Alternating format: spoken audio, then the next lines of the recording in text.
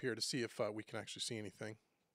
See when it actually goes live. I always thought it was a YouTube problem, but it's not. It's an OBS thing.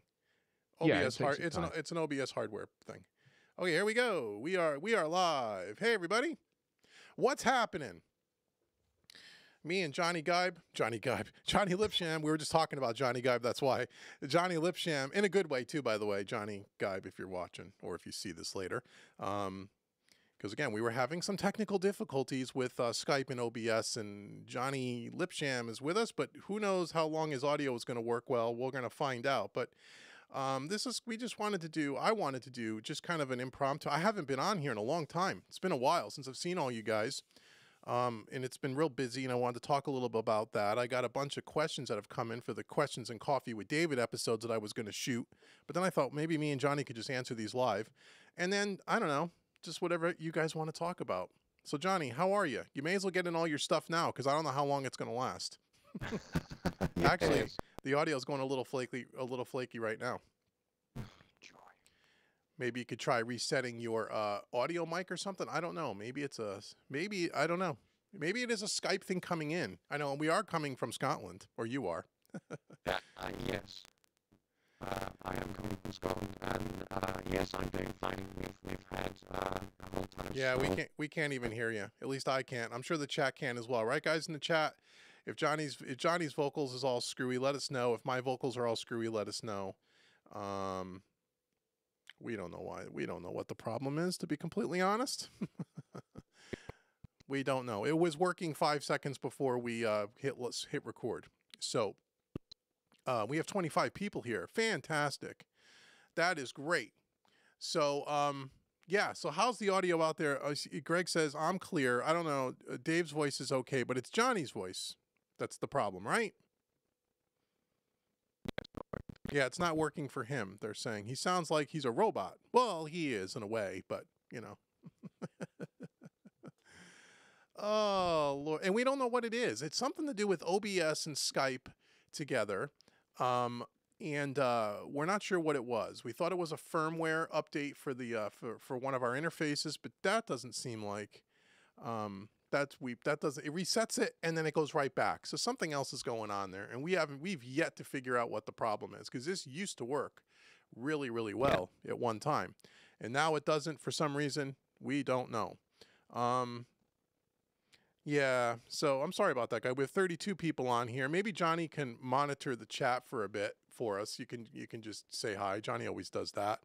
I'm going to leave him up on the screen because who knows, the sound may get better at one point. We'll see. I don't know, because it kind of cuts in and out. And yeah, because I'm looking at my my CPU is only at like 28% because I got a high power computer. So it's not that. It's some other weird thing. So anyway, it's been a while since I've been around on YouTube. I'm sorry about that. Some videos, I've done some videos, but I haven't done a video in a few weeks. Starting, I think, end of next week, we're going to start recording some new videos. Got 41 people here. Oh, yes. We're going to do I got some videos coming on plugins and some more Q&A videos and some other stuff. But I have to get through this project that I'm working on, which is something that's will be new and exciting for all you guys that follow me on Home Recording Made Easy and who's bought training products from me in the past. So I'm in the process of, and we're getting towards the end of, redesigning the entire website for a second time. And the website is really just being moved to a different hosting and a platform, which is going to allow you as a follower, member, student of mine, customer, such, where now we're not going to be using a third-party company to host all the training products, which was up to this point Gumroad.com. Gumroad.com is where I hosted all the videos where you guys would go out, create your account, pay for your product, download your product. And that worked for 4 years, and it's worked pretty well. But there was a lot of limitations there and things that we couldn't do or I couldn't do to provide you with better types of training. Gumroad was very limited, and it had some quirky things in it that I didn't like. So we're moving it all to where now going forward, and there'll be announcements, and you guys will see the changes over the next couple of weeks, where all of the courses that I have on my website, Made Easy stuff, Quick Mix stuff, and anything else that may come out in the future, you will create an account for free on Home Recording Made Easy, and anything that you purchase from me will be on in your account on Home Recording Made Easy. You'll create a username and a password. Johnny's switching on and off there, and a username and password, and you'll log in, and you will have a section called My Library, and in your library will be all the courses that you've purchased from me.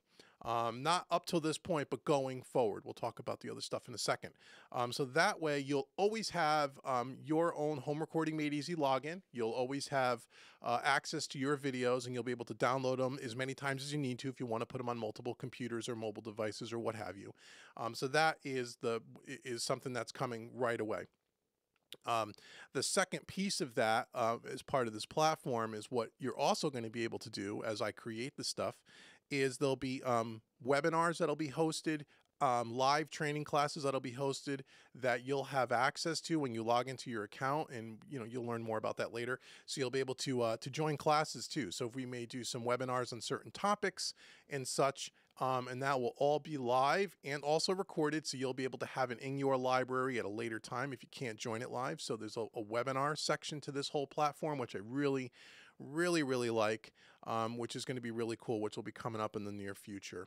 And then there'll be a whole host of other things. So that whole project has been taking about 3 weeks for me to do, 7-8 hours a day of uploading all my content, all my videos, all my courses, bringing everything into this new hub. And you guys will see that very shortly, and there'll be all kinds of emails. As a matter of fact, if you got an email from me today about this live stream, you probably noticed that the email looks a little different. It's coming from my new email. Part of this platform is an email service that I'm using, which is different than what I was using before, which was GoDaddy and WordPress and a bunch of things that were kind of linked together. So you'll see those emails coming from still info@Home Recording Made Easy, but the email will look a little different. And so that's all. And so that's all been happening, and that's all going to be launched very, very soon. I hope by this time next week, it'll all be done. We'll have to see how it goes. So that's what's been going on, and you guys will really dig that because it'll be easier to navigate, easier to find things, blah, blah, blah, blah, blah. So that's what's been going on. So I'm trying to make this a better experience for all of our followers to get better training, easier access, and so on and so forth. Now, if all the stuff that you've already purchased through me from Gumroad over the years, those things will still exist in your Gumroad account. But what I would ask you to do and tell you to do if you haven't is you should go out to that Gumroad and you should download that stuff to your computer, because at one point Gumroad is going to go away because I'm paying an enormous amount of fees to be there. And they take such a large cut of everything that I sell there that I want to eventually phase it out. So it won't happen right away, but over the next few months it will.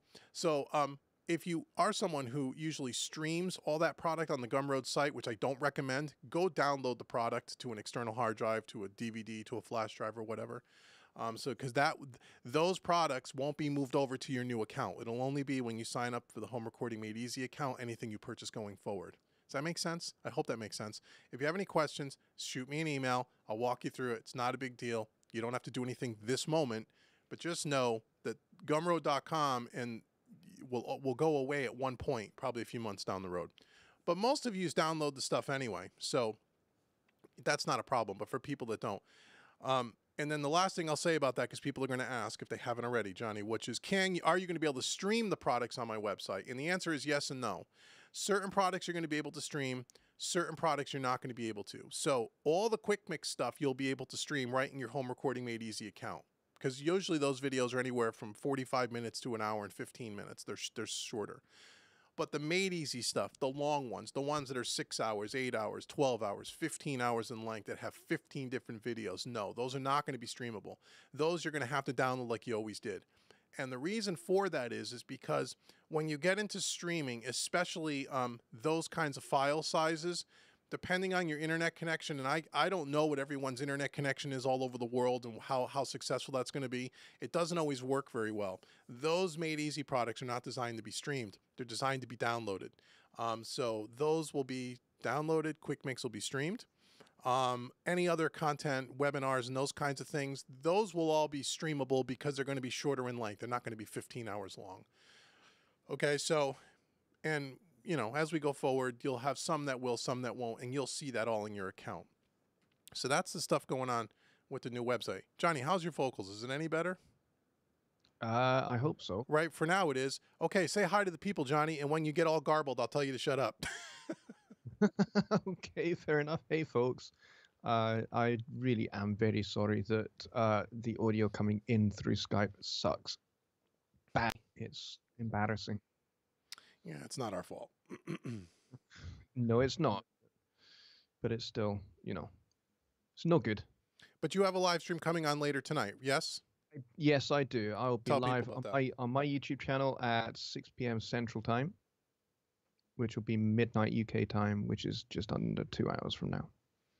Cool. So make sure you guys go check out Johnny on his live stream. Okay, so one other update for me. People asked me about Mixing Made Easy Volume 3. If you don't know about it, it is coming, I think in the middle of April. It'll be part of the new website. Myself and Johnny Geib did a series together. 2-minute summary of what it is. It's the same song mixed by two people, ha ha ha. And the difference is Johnny's using all stock plugins. I'm using everything but stock plugins. He's taking a more minimalist, more beginner, minimal kind of mixing techniques, if you will.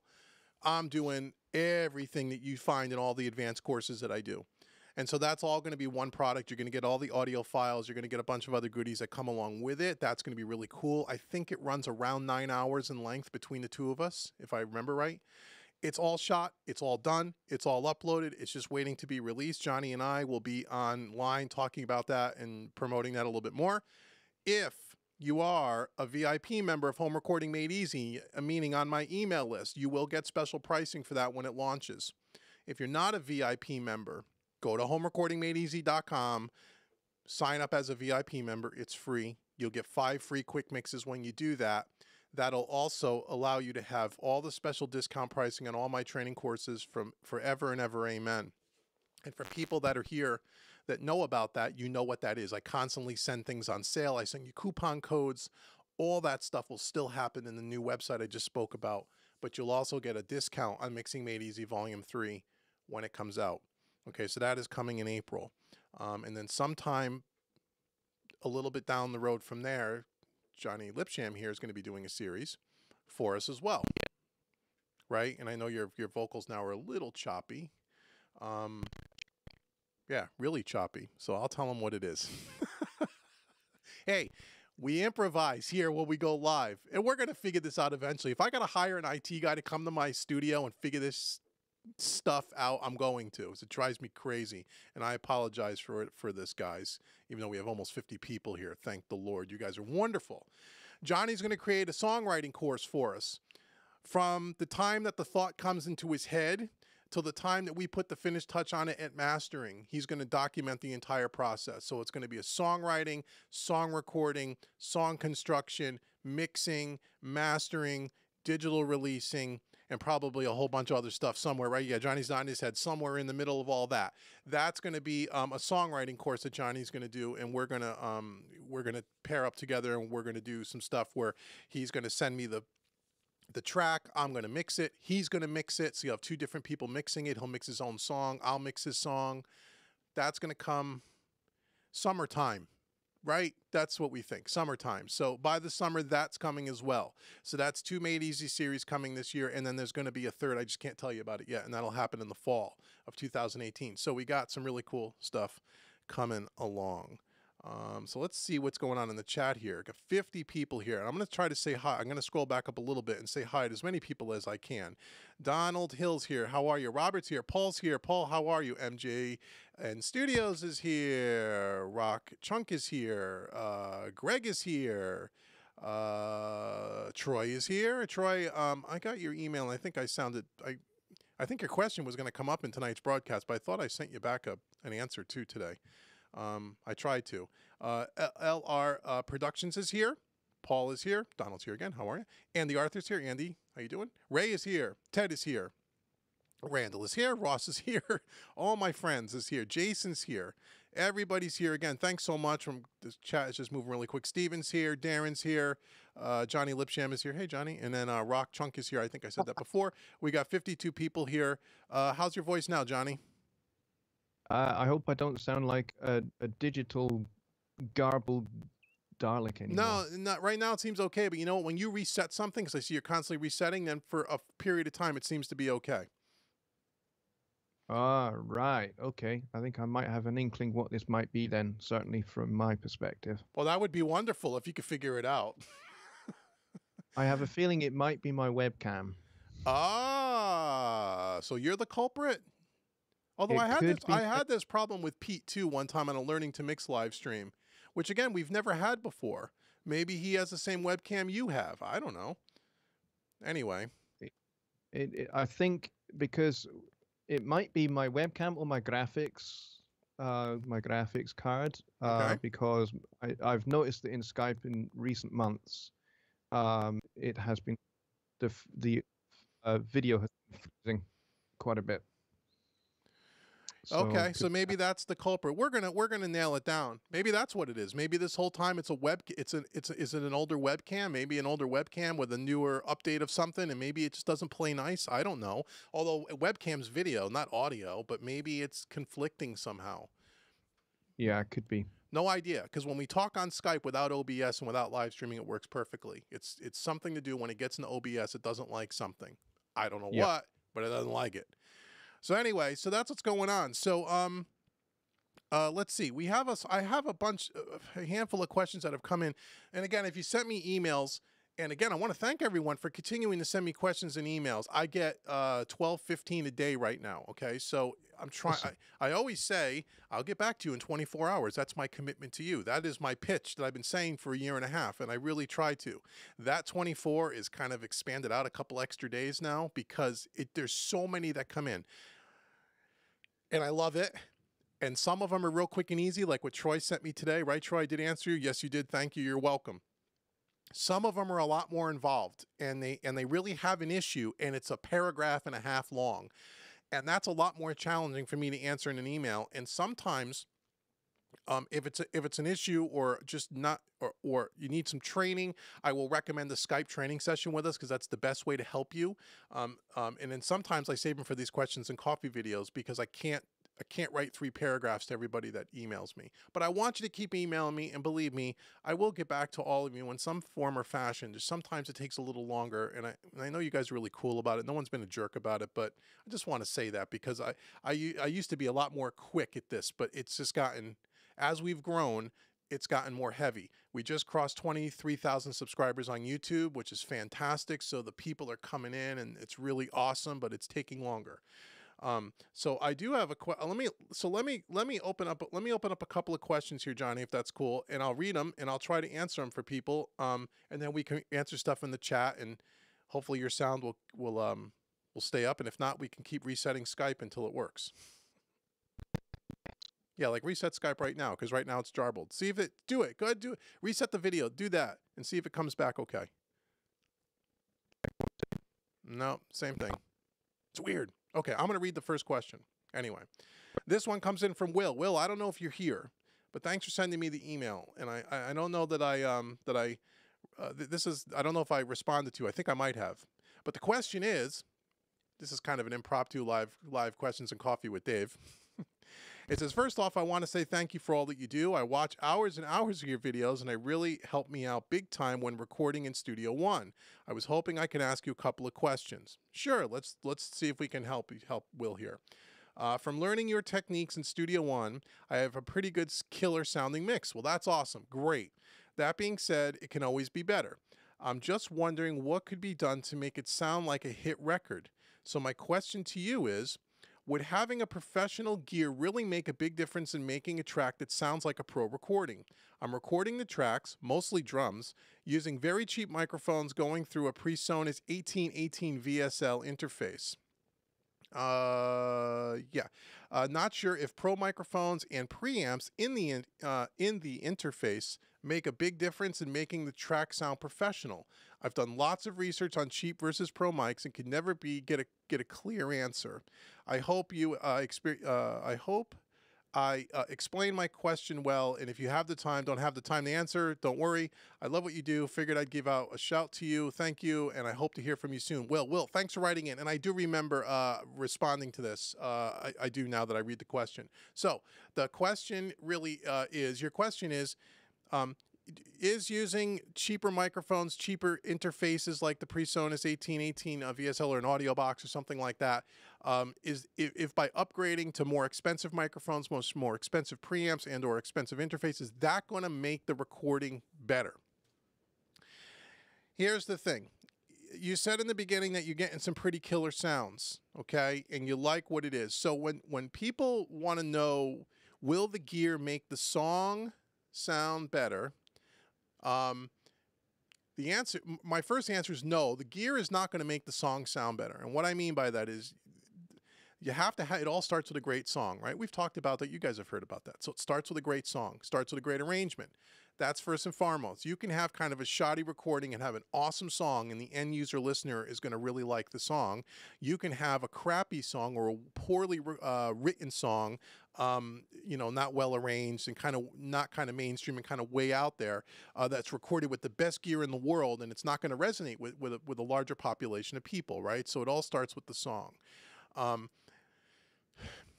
not going to sit here and tell you that not having better microphones, better preamps is going to make a difference. Yes, it's going to make a little bit of a difference. How much of a difference? It's probably going to make 20% difference better, meaning that if you have a really good song and you have good recording techniques, even with cheap microphones and a PreSonus interface or any kind of interface, it's only a couple of $100 or less. The preamps in those interfaces are good enough to get a really, really, really, really, really good recording. Will you get, and let's say you're going to get 75 or 80% of the way there, okay? Now, if you want some different colors and different tones on certain instrumentation, on vocals or whatever, will a better microphone and better preamps make a difference? Yeah, it will. How much of a difference? Maybe 20% if everything else is going well, right? If everything else is done right and you record. So what I want to say the will is, do not skimp or try to shortcut the recording techniques and the songwriting thinking that the gear is going to get you a better song and better recording techniques, right? Because that's not the case. If you have all those skills down and now you're going, I've maximized my ability on these inexpensive microphones, because of my miking techniques and my engineering skills, and I've maximized what I feel is my songwriting and my arrangements, and now I want to get it better. I want it to sound like a hit record. I mean, that's a real loose term. Will better equipment help? Yes. Okay. So I hope that's clear. You don't need it. Okay. I'm not telling everyone, don't hit me with a bunch of comments and say, oh, he said you got to go and buy a bunch of expensive gear. No, you don't. Most of my Made Easy stuff, when I did recording drums Made Easy, recording in Studio One Made Easy, those were all done with very entry-level equipment and microphones. If you have any of those series, you know what I mean. So you say you record mostly drums. If you see recording drums Made Easy, there wasn't a single microphone on my drum kit, as I'm looking at it, that was more than $99. Not one. Okay? If I had $5,000 worth of microphones on that same drum kit with the same drummer and I was using a Studio 192 by PreSonus, which is a more higher end interface, but if I had some Neve and API preamps going into that, would I get a better drum sound? I would get a different type of a drum sound. Better or worse is kind of subjective. Would it sound more professional?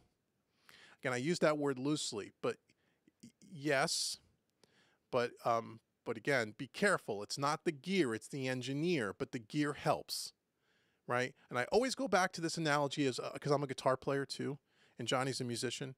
I say, if Eric Clapton walked into your studio and picked up a $99 Stratocaster and plugged it into a $99 amp, he would still sound like an amazing guitar player, and he would sound like Eric Clapton, right? He would pick up a $4,000 Strat and plugged it into a $3,000 Fender vintage Tweed amp, and he would still sound like Eric Clapton. Would the tones be different? Would you get a little bit better fidelity and better sound out of the higher priced equipment? Absolutely. Does that mean that he can't sound good through cheap equipment? No. So I hope that makes sense. That was a long-winded answer. Johnny, how's your vocals? Do you agree? I completely and totally and utterly agree. Good. Go ahead, because it sounds good. So anything you want to say about that, now's the time. No, I absolutely, I couldn't say it better. frankly, I mean, Eric Clapton's a great example because, you know, you could be lulled into believing that it's his expensive guitar, but it's not. It's the years of practice. And it's the same with mixing. It's not the plugins, it's not the DAW, it's not the computer. All of those things will help, but it's how good your chops are, really. I mean, Mm. you know, I'm sure Buddy Rich, you know, the greatest drummer that has ever played a drum set, could swing like crazy on a chopping board with a knife and fork. Absolutely. Agreed. That's that's what it boils down to. So, Will, I hope we answered your question. We almost have 60 people here. Fantastic. Let's go to the next question. This comes from Kevin. Kevin says, good afternoon. I purchased one of your video series I'm recording with PreSonus Studio One, and I really like the way you explain things step by step. Thank you, Kevin. I appreciate that. The reason that I bought my PreSonus was to get better quality sound than what I was getting when I used a phone to record. Okay, so you bought Studio One because you wanted to step up above a mobile phone. Makes sense. But here's what I really want to use it for. I guess he wants to use it for voiceovers. I want to record myself playing and maybe singing with the video camera and then match up the audio track to the existing one on the video camera. It seems relatively easy, but I was wondering if you had a how-to video on the subject. I'm not trying to make a Hollywood production, just something better than my iPhone, using maybe an open shot video editor alongside that one. If you have any ideas, he'd really appreciate. Kevin. Okay, so Kevin wants to record himself with a video camera. He wants, but he wants the vocals to match up with the video, better vocals. So the way to do this is one of two ways you can do this. You can either, if you can either record your singing into Studio One, you know, with a good microphone and all that other stuff that we just talked about. You can export that audio track, and then you could bring that audio track into your video editing software, whatever you happen to be using. They all do this. Import your audio. You import your video from your video camera. Now you have the video and the audio. You can mute or delete the video's original audio that came through on the camera mic. You can line it up and you can get it synced. That's one way to do it. That's a longer way to do it, but you can do it that way. The other thing you could do, depending on how high quality and fidelity you want to get, something that's just better than your phone, is on your video camera. You can have maybe a shotgun mic or an external mic, higher quality video mic that's plugged into your video camera, and let that pick you up if you wanted to do that as well. Okay, so let's say, I don't know what kind of video camera you're using, but if you were using just a regular camcorder, you can maybe get like a Rode and Sennheiser, and a few other companies make some what they call pro video mics for a couple $100 or so. You can mount that to the top of the camera. If you're sitting, maybe if you're just recording, you know, sitting a few feet away and singing that way, that'll get you better audio than what it would be just through the little dinky camera, that microphone that came on your camera. You could do that. Or if you're using your phone to do the video and you want something better than the phone audio, they even make little adapters that allow you to plug a higher end microphone into your cell phone, whether it's an iPhone or an Android or whatever the hell you're using. So that's a couple of ways to do it. If you want the best audio quality, then I would say do what you kind of suggested. Record it into Studio One, export it out, bring it into your video editing software, and then line everything up, and then ditch the audio that came with the video. That would be the best way to do it. Any ideas, Johnny? Yeah, I think the latter way, recording in the audio in Studio One and then using that to replace your video cam audio would be the way that I would do it. You're going to have to kind of use a little bit of old school technique, you know, maybe use a clapperboard or something that will give you a very thin transient that you can sync everything to. Yeah, so at the beginning of the video, you go, you know, take one. And then that will be in your audio and on the video, and you can line up the claps. That's why they have a clapper at the beginning of the takes. That's why they do that. You know, so when you're talking, the audio synced up to your video, so you don't look like you're, you know, it doesn't look weird, you know. So, but I hope that answers your question, Kevin. Any other questions, shoot me an email, and I'd be glad to help you. Another question comes from Sean. Sean says, hey, Dave, I'm looking for screen capture recording software and wonder what software you use so I can consider it. Hi, Sean. I use ScreenFlow because I'm a Mac guy. If you're a PC guy, most guys use Camtasia, right, John? Yeah, that's what I use. Yeah. Yeah. So they're basically the same thing. They all have the same features. They just look a little different. But that's I use ScreenFlow because ScreenFlow is a Mac only program. Camtasia is Mac and or PC. But I've used ScreenFlow for so long. I just never tried Camtasia. But I know guys like Johnny here use it and they love it. So that's what I use. You can also use iMovie, but I like ScreenFlow because ScreenFlow, you could do a lot of great editing in. Just like Camtasia, you have a timeline, you can add effects and fade-ins and fade-outs. iMovie, I think, will just capture kind of the raw stuff that's on the screen. It's great for like a quick down and dirty, but then you have to bring it in. Then I think you would have to bring that into another video editing program if you wanted to get fancy, where ScreenFlow or Camtasia is almost like a mini Final Cut Pro in a way. I mean, it really has a lot of power for a $99 piece of software. So that's what I use. Sean, thanks for writing in. Yeah, Camtasia is great. Like you say, it is more than just a screen capture software. It's very, very finessed in its editing capability as well. Yeah. You say like maybe a slightly lower budget Final Cut Pro, which I would love to get my hands on, but it's a little bit on the pricey side. Final Cut Pro is expensive, but it's nice. But Yes. but most of what I do is in ScreenFlow. I mean, I use Final Cut, but it's only when I'm doing stuff away from the computer and doing more video capturing in the studio, then I'll bring it in the Final Cut. But when I'm doing tutorials and YouTube videos and all the stuff in Studio One, it's all done with ScreenFlow for me.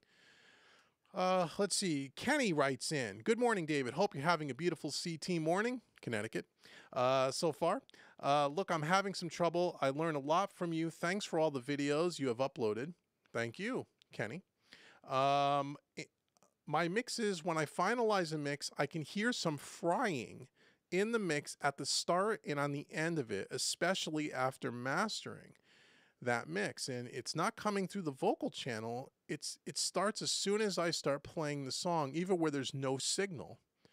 I searched YouTube for an answer, but I couldn't find anything. Is there anything you could do to help, please?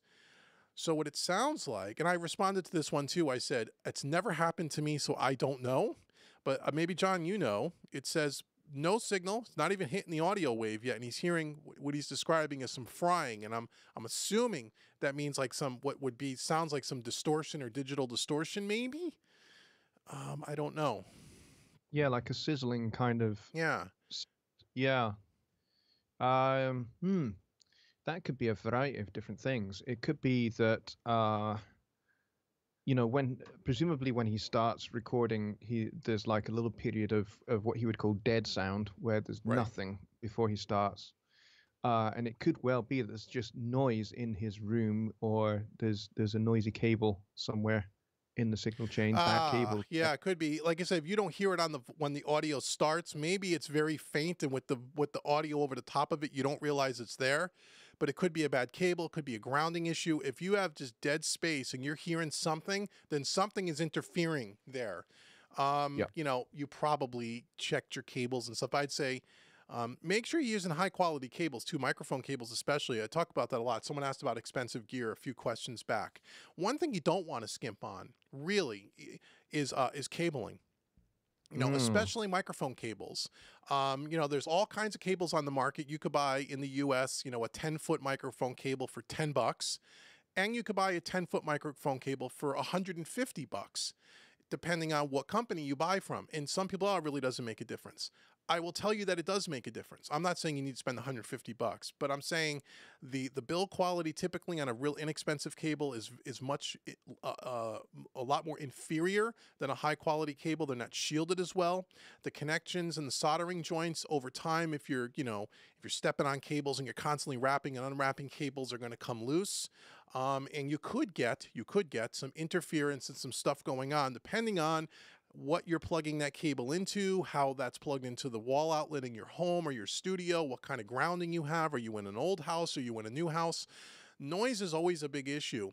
And a lot of times what a lot of people do is they buy all this expensive gear and then they buy the cheapest cables they can possibly find to save some money. And that's a mistake. And I can tell you from firsthand, I used to do that. And I ended up going with all Mogami cables over the last 4 or 5 years. you know, and those are pricey, but I wouldn't replace them all at once. You know, every so often I'd buy another one and I would take, you know, out of the key areas of my studio, I would replace it with a real high-end cable. And it does make a difference. It does make things a lot quieter and noise-free. So that's one thing to think about. Let's see. I'd also add Yep. to that that you want to check the proximity of your cell phone to your Yes. recording gear. Yes, yes, yes. That would be another key one. Or put your phone in flight mode. That's what I do when I'm recording. My phone goes into flight mode. Let me ask you a question. You have your phone in there now, and is it on flight mode? Could that It be part of is. the reason why? Okay, because I don't have my phone down here, but I'm wondering because I know Pete always has his phone on when we're recording, and I wonder if that was one of the problems. Could it be a cell phone thing? That would really piss me off if it was as simple as that. We got 53 people here too, John. This is one of the better live streams we've done in a while. Yeah, see, I haven't been around in a while, so you guys want to come hang out, and that's really cool. And if you got some questions into the chat, believe me, I'll get to them. I only got a few more of these things. Troy writes, and hey, Troy's here. I'll read your question, Troy, for the benefit of everybody else. So he says, hi, David. First of all, oh, happy birthday. Thanks, Troy. Yesterday, what's it, yesterday? Yes. I share a birthday with Johnny's son, which I didn't know till yesterday. So thank you for all the birthday wishes. It was really nice to, I was getting emails from all kinds of people. It was really nice. Thank you very much. Hope you're having a great day. I've been stepping back and rewatching your recording with analog style plugins made easy series. I really like the section where you demonstrate the delay and a few different reverbs on the vocals. I just received a discount coupon from Universal Audio and I want to use it for a reverb plugin. Wanted to know what your favorite is between the EMT 140 plate, the Dream Verb, or the Pure plate. I wish I can get all three, but it's not in the budget right now. Oh, I understand that, Troy. Also trying to recognize my priorities to make time to join your Learning to Mix monthly program to help me keep improving my mixes. As always, thanks for all you do, Troy. Storm, thank you, Troy, so much. And yeah, I hope I see you over at Learning to Mix. If you guys don't know about learningtomix.com, go over there. Just go over there and check it out. Enough said, right? You'll really, really, really like it. And you get 30-day money-back guarantee. Just go over there and join. I mean, you're going to get a massive amount of mixing training. Anyway, Troy's asking about Universal Audio reverbs. I have all three of those that you mentioned. I told Troy if I had to pick one, I would pick the Pure Plate. That's their newest one, and it just sounds so good. But the EMT 140 is another great plate reverb. The thing about the EMT 140, there's a lot more you can do with it, and it's a little bit more involved. And if you don't want to get involved and twist too many dials, and you just want to kind of pick a preset, tweak it a little, and let it roll, and it's awesome, the Pure Plate is great for that. The Dream Verb is really good too, and I use that a lot for my hall reverbs, not my plate reverbs. The Dream Verb is the oldest of the three plugins that you mentioned.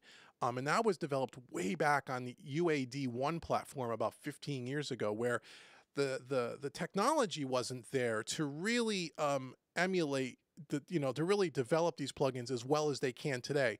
It sounds fantastic, but it doesn't sound as good as the Pure Plate to me, because the Pure Plate's a brand new plugin. So they have all the benefit of all the experience, history, and the later technology, the newer technology, to get better at reverbs and delays. And talking about reverbs and delays, and thanks, Troy, for writing in. Thanks for joining, hanging out here with us too.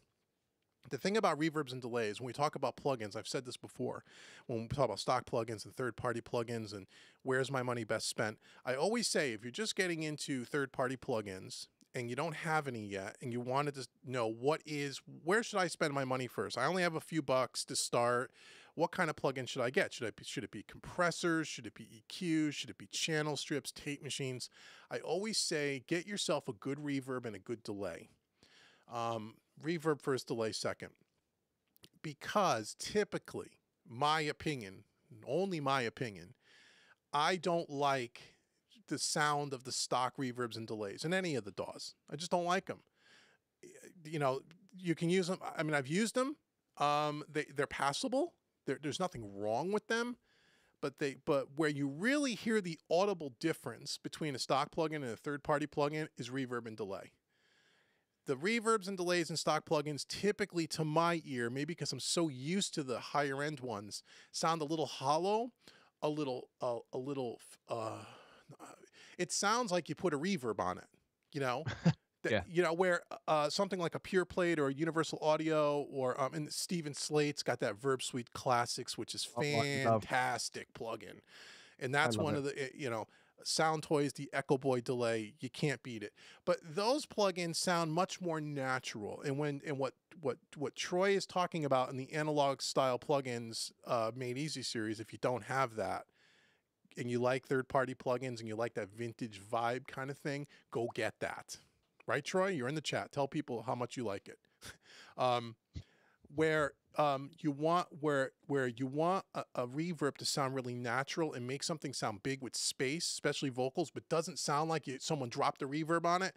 That's where these third-party plugins really shine, in my opinion. You know, an EQ, a compressor, although there's different tones to the different vintage compressors, but a stock compressor works. If you're just looking for it to compress, does a fantastic job. If you're not looking for any color, you just want some transparency, you just want to compress something, stock compressor's great.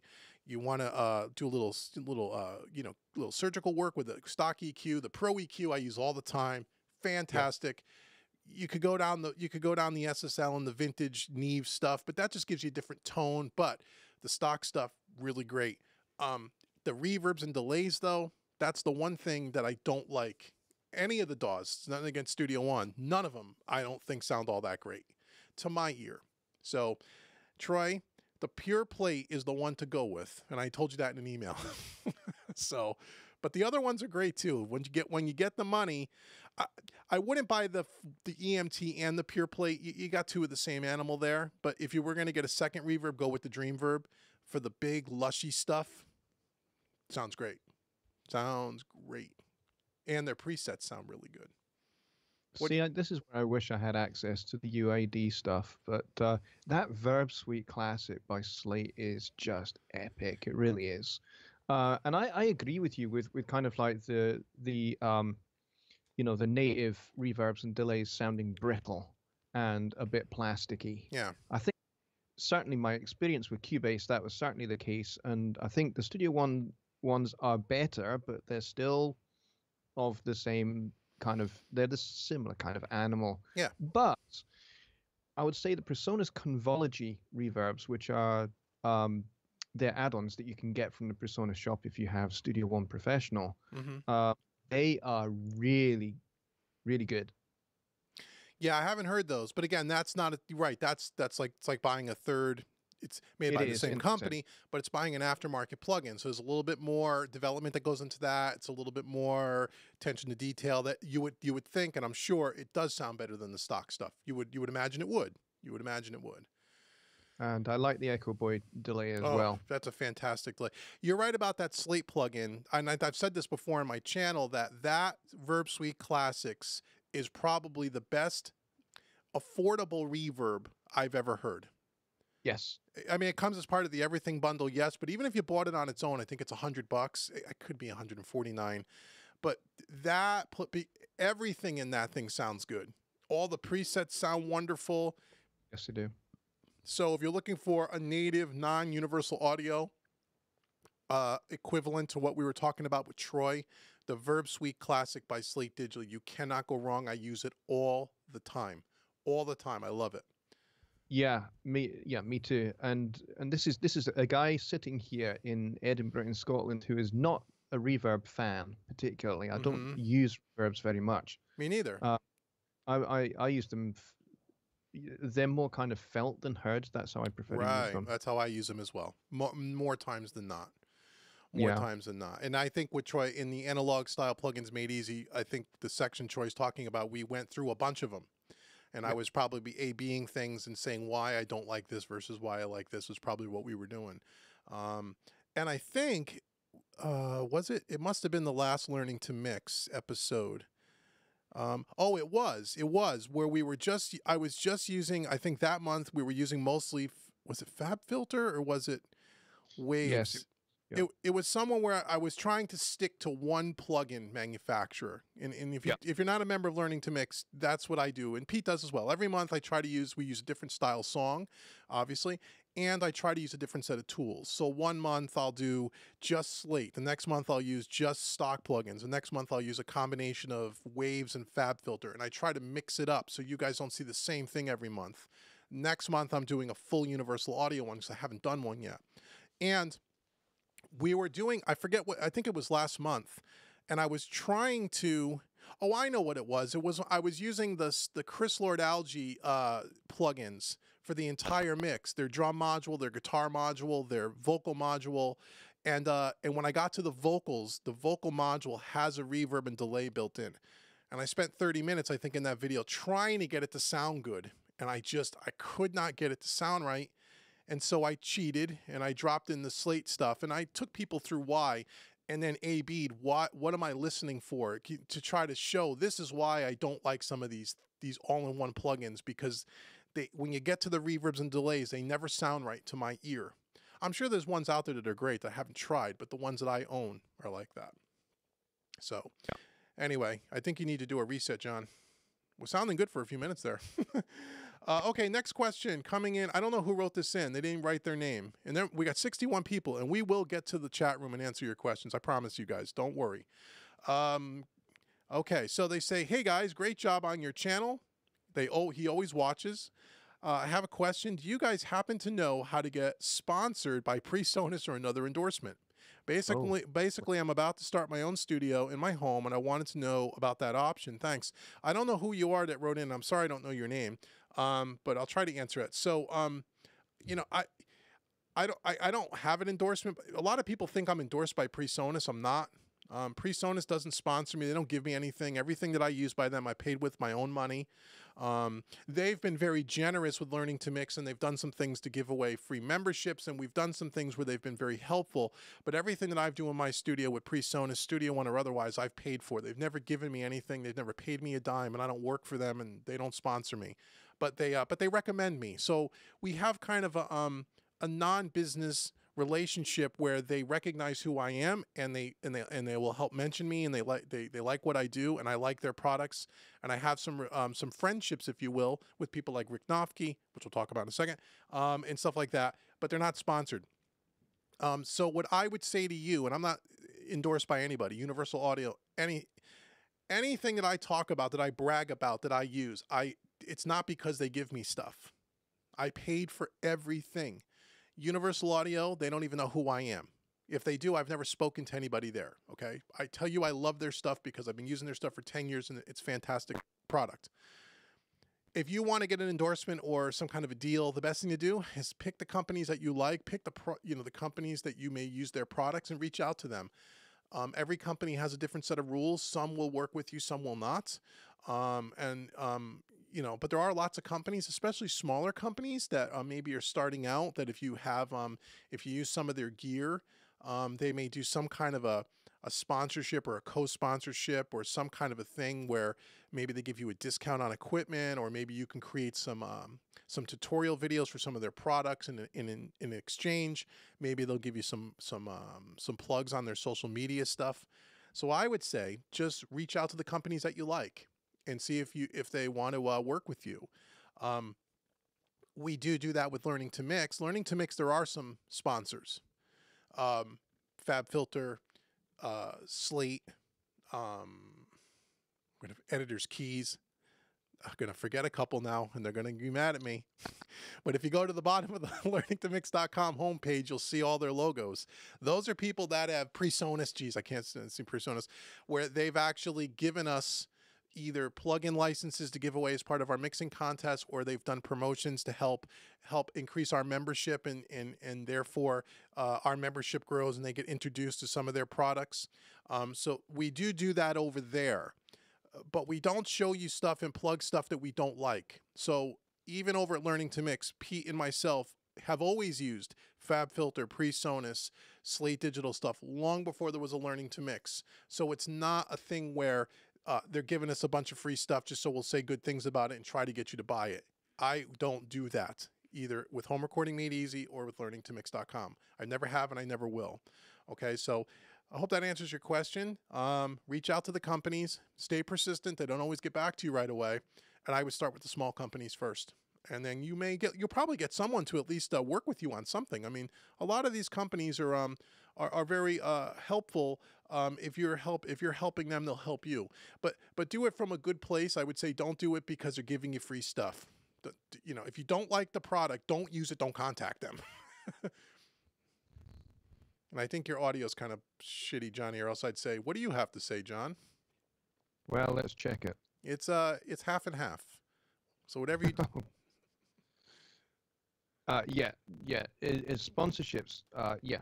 Just reach out to the companies that you like. You like their gear and you like their ethos and you like what they stand for. And the worst that they can do is they can say sorry, no, unless you're a major label mix engineer, we're not interested. That's the worst they can do to you. And you just have to go, okay, that's fine, and then at least you've got a goal that you can aim towards to become a major label mix engineer, and you only get there by practice. So Right. That's the worst that they can do to you. That's to say, neither am I endorsed or sponsored by PreSonus. I work with them. I do things for them, but they don't sponsor me. They don't pay me a penny, a cent, a yen, or any other currency. So you wouldn't be using their stuff and telling everyone how good it was unless you used the stuff already. Yeah, exactly. I love their stuff. I love the ethos of the company. I think that's for me. That's the big selling point of PreSonus. Yeah. Oh, yeah. I mean, yeah, and I think, and it's hard. I understand it's hard for people going on YouTube and watching reviews and trying to decide what to buy, because there are a lot of channels that will do just that. They will tell you anything is great because a sponsor paid them or they got a free piece of gear or whatever it is. And then it's really hard, and I don't want to do that. I try to give you information on stuff and I've been offered many times free plugins, free equipment, and I turn it down every single time. I just had a company from Germany, I won't mention the company's name, that wanted to send me a bunch of hardware to do a bunch of videos. They're going to give me all the hardware. Right. No, I couldn't turn around and sell it. I don't want to get into all of that, but I never heard of the company, which doesn't mean they're not a good company. It could be a new startup. And they were like, oh, we'll give you this, we'll give you that. I said, look, if you want to send me a compressor and you want me to try it, and if I like it, I'll create a video and then I'll send it back to you. If I really like it, I'll ask you to buy it, and then I'll give it to me at cost. You know what I mean? Let's do something. But don't just send it to me and expect that I'm going to do a great review for you, because if it's crap, I'm not going to put a video up that says it's crap because I don't want to bash another company, but I'm not going to do the video. And then I got to send you back the compressor. I could do those things. I just don't want to, because I don't. When you guys come to my channel and when I tell you something is good, a lot of you, and sometimes I got to be careful because a lot of you go break out the credit card and you just run and buy stuff. Because I said, I've had people tell me that. I'm like, oh, gee, I get a little nervous. I don't want to, but so if I tell you something it's good, it's because I truly believe it's good. And if I don't think something's good, I'll tell you that too. Even if I like the company, like PreSonus, I don't like their reverbs and delays. I don't like them. Sorry, Rick. I don't like them. I wouldn't use them. I don't use them. But PreSonus makes a lot of great stuff, and Studio One's awesome. Yep. But I'm not going to tell you I like their reverbs and delays, and I'm not going to tell you I mix with all their stock plugins when I do client mixes. I don't. I don't. It doesn't mean that I don't like some of their stuff, and we've demoed a lot of their stuff, and their new fat channel is really good, and there's some really cool things in there. But that's not what I typically use, because I just don't. So you guys know that. So anyway, last question, then we'll get to the chat and answer some questions, Johnny, because people are asking questions in the chat. We have like 50 some odd people here. So we'll get to the last question here. So it says, hi, David. I was just wondering whether you have any experience with setting up a USB mic with PreSonus Studio One 3 software, and if so, what is the procedure required? I'm using a PreSonus Audio Box i2 interface, which plugs into a USB port on my PC, and I have a USB mic plugged into a separate USB port on my PC. Okay, we'll get that straightened out in a second. I really want to know if the setup is possible before I purchase the mic. I come across a conflicting advice on the internet, which is exactly why when you come to our channels, you're going to get this real deal. We just got through talking about that, because you can't get a straight answer. Here's the thing. So if you have an I2 plugged into your USB, that is now your sound card. So what I would tell you to do is your microphone should be plugged into the I2, right, on the port on the front, and that is where you should travel your microphone. Don't get a USB mic and plug it into another USB port. I mean, you can do that, but that's not the reason why you buy an audio interface to begin with. You buy an audio interface to really take place of your internal sound card in your computer, whether it's a Mac or PC. And so you want to get yourself a regular, good old microphone with an XLR cable, a good cable, good quality cable. Spend at least 10 feet, spend $30, you know, at least. Plug it right into the I2. You have the little gain input gain pot on there. Make sure you're not recording too hot. There's lots of stuff on our channels that talk about recording levels. And that's the way I would do it. Okay? So don't plug a separate mic into a separate USB port. You don't need to do that. I hope that answers your question. They didn't write their name, but if you're watching this and that didn't answer your question, hit me with another email and I'd be glad to help. So let's see. Let me scroll back up a little and see what kind of questions we have. Okay, we're gonna monitor the chat now, guys. So if you have any questions, fire away. Groove Music Lesson says Abbey Road plates sound amazing, but they will kill your CPU power. One of my favorite reverbs. Yes, I have. I forgot about that one. I have the Waves Abbey Road plate, and they do sound great. And you're also right. They are a CPU hog, but like with Johnny, same with me, I don't use a lot of reverbs. So I may use 2 or 3 in a mix for vocals primarily, and then it's okay because I'm not trying to put 50 of them on. But I have that one, and he's right. That does sound really good. Those Abbey Road ones, those are really good. So that was really good. Let's see. Troy says he does have Slate Verb Suites with the Everything bundle. Yeah, then you know what I mean. It's a great reverb, a wonderful reverb. And if you have the Universal Audio coupon, if you have that reverb, Troy, I don't know if you got that coupon, maybe getting a Universal Audio reverb is really kind of redundant for you, because I'll tell you what, that Verb Suites Classic is fantastic. And so maybe you want to use that coupon for something else. Do you have a tape machine? Do you have a channel strip? There's other things in the Universal Audio universe that could complement, as opposed to buying the pure plate along with the Verb Suites Classic, because they're similar, you know? Just a thought. Let's see. Let me scroll back up and see who else is going on here. Thanks, everyone, for hanging out. And no, I haven't been here in a while. There's a guitar one here. Okay, go ahead. It's Barry Dryger.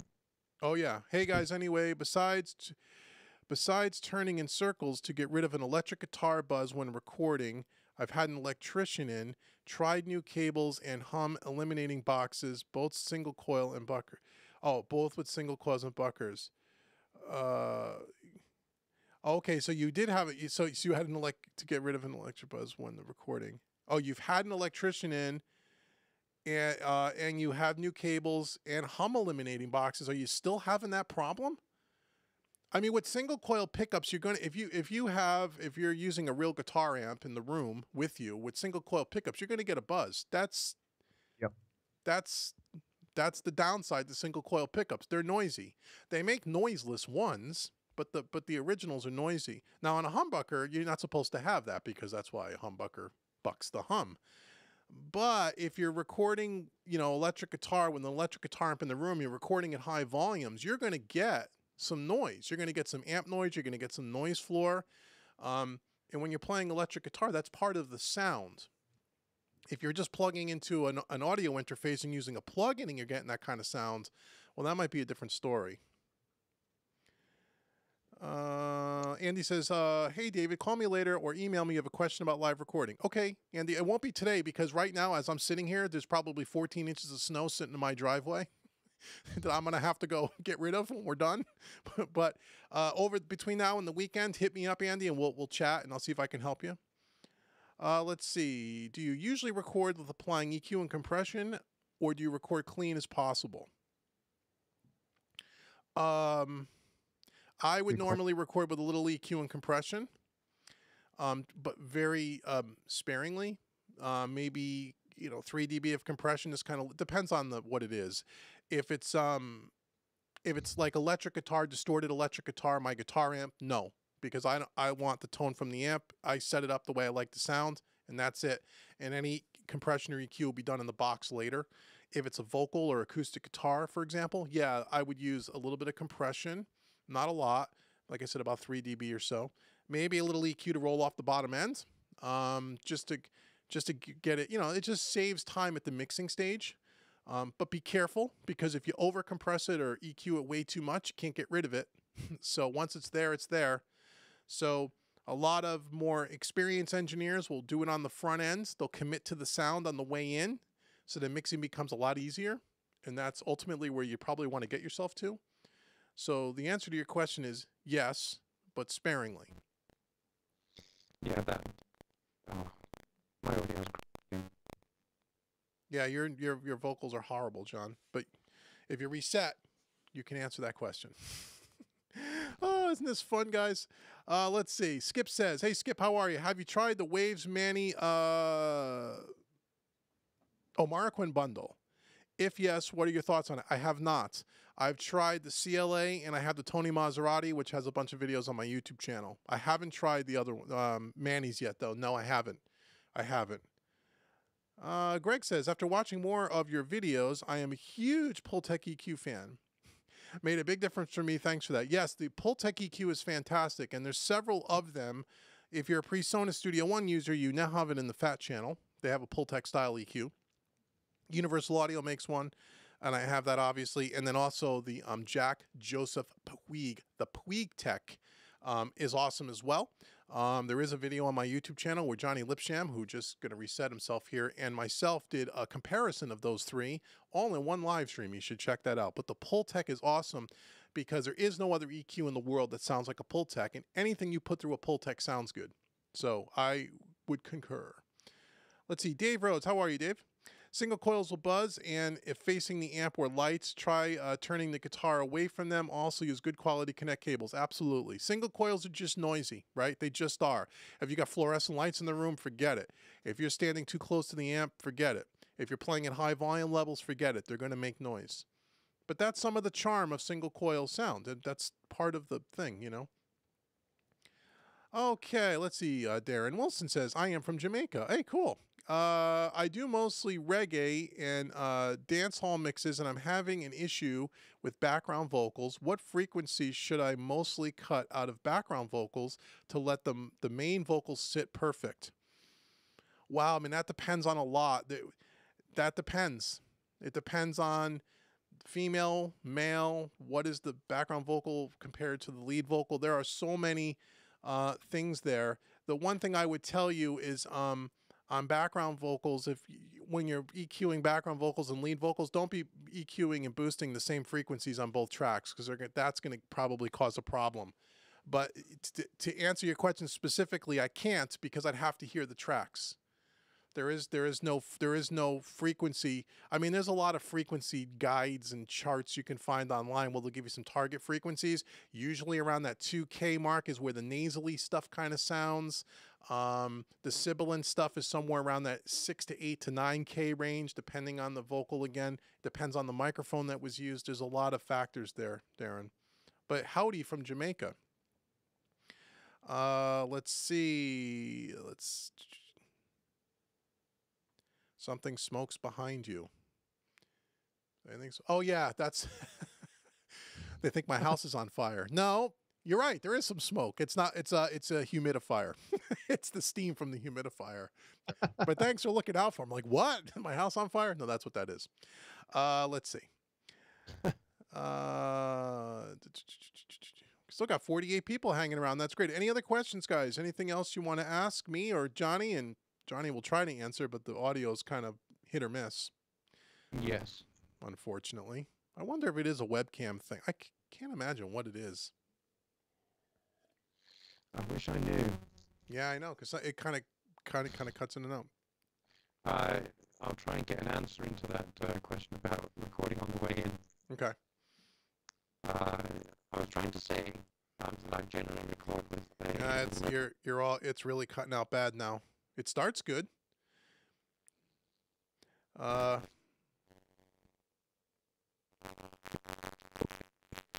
Yeah, try resetting your thing again. I wonder what your live stream is going to be like later. Let's see. Jason Carroll says, highly considering purchasing a Studio Live 32. What is your good and bad thoughts, if there are any, about the latency issues regarding to recording, tracking overdubs with PreSonus Studio Live 32 board? I don't have anything bad to say about it. I don't have any latency issues. None, zero. I've never with the Studio Live 32. But I also don't have it. No matter what interface I use, I never have any latency issues, and a lot of that's because I have a really high-powered processor and a ton of RAM in my computer. So that adds to that helps that problem. I think the Studio Live 32 is great. The recording of the preamps on them are excellent. The preamps are really good. I have done lots of recording with it. I use it mostly for mixing. The DAW mode is really cool. So I can't say that I can't say anything bad about it. I haven't found anything quite yet that is problematic. The only thing I will show, it's not even a problem with the board, it's me, is we got this, I want to show, oh, is my voice now all messed up? No. Okay, I thought it was for a second. Anyhow, yeah, I'm hearing a feedback loop. Are you turning the YouTube stream on and off, John?